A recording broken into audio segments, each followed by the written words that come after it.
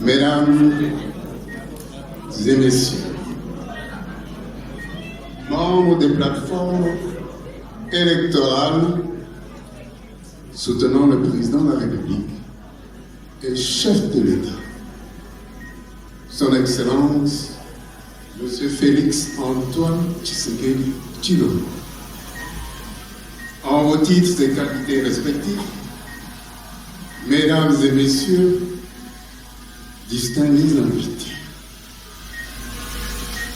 nous prenons la parole aujourd'hui au nom du regroupement politique et électoral dénommé Alliance et Action pour l'État de droit, avec un sigle regroupement dirigé par Son Excellence M.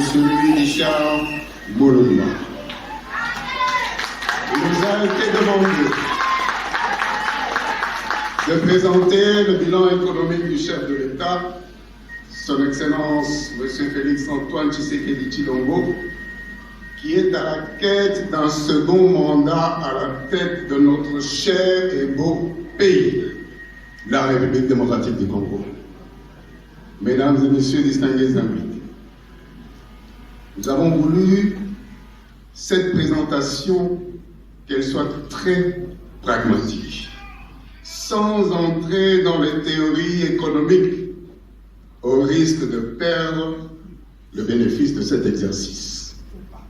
Le but de cette présentation est d'esquisser les résultats économiques du mandat du président de la République de manière à vous donner, à nous donner à nous-mêmes quelques éléments de langage pour la campagne de la conquête du deuxième mandat du président de la République.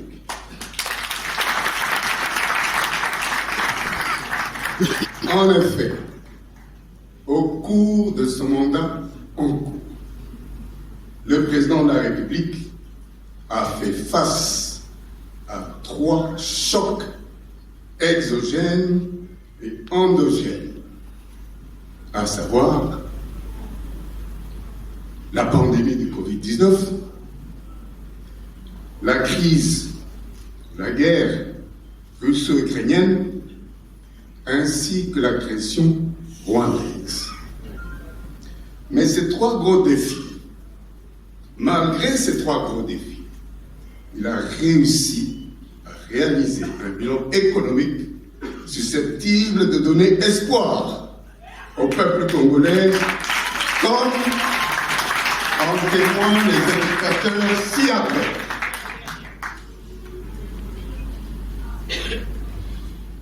L'indicateur macroéconomique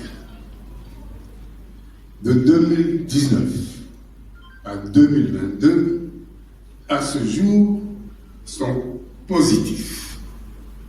La croissance économique est essentiellement portée par le secteur minier.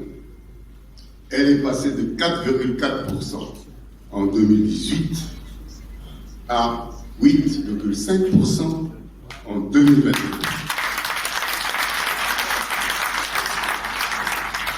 Pour 2023, la projection est de 6,6%.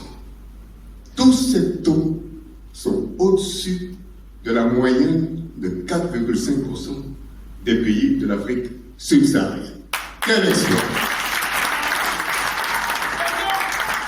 S'agissant de l'évolution du budget, d'une manière générale, le chef de l'État innove en se dotant de nouveaux instruments pour augmenter les recettes fiscales et ainsi se donner les moyens de sa politique visionnaire, notamment pour couvrir des programmes sociaux, des programmes de développement et des programmes de lutte contre la pauvreté et les inégalités.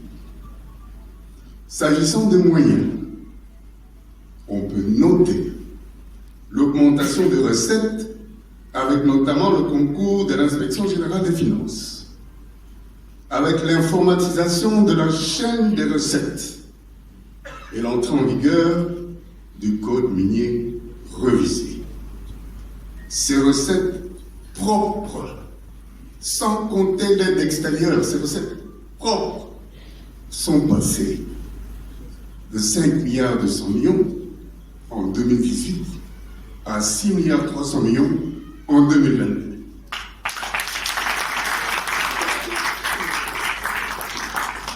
Et de 2019 à 2022, les investissements publics ont atteint une moyenne de plus ou moins 4% du PIB, produit intérieur brut, et 10% du budget global. L'introduction en 2019 des bons du Trésor sur le marché intérieur a apporté une autre source saine de financement intérieur et de ne pas toujours dépendre des financements de la Banque centrale. Et enfin, la mise en œuvre de réformes fiscales visant à relever la pression fiscale de 7% au niveau africain de 17%. C'est augmenter l'assiette fiscale en termes terre à terre. S'agissant du social, puisqu'il a des moyens, il y a la mise en œuvre progressive de la gratuité de l'enseignement. Il y a la poursuite d'une couverture santé universelle, en commençant par la gratuité des accouchements et la prise en charge des consultations prénatales et postnatales.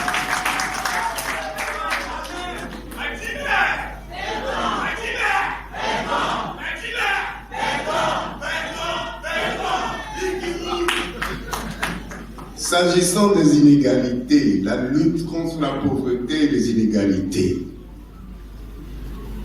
le financement des programmes de développement local des 145 territoires. Et enfin,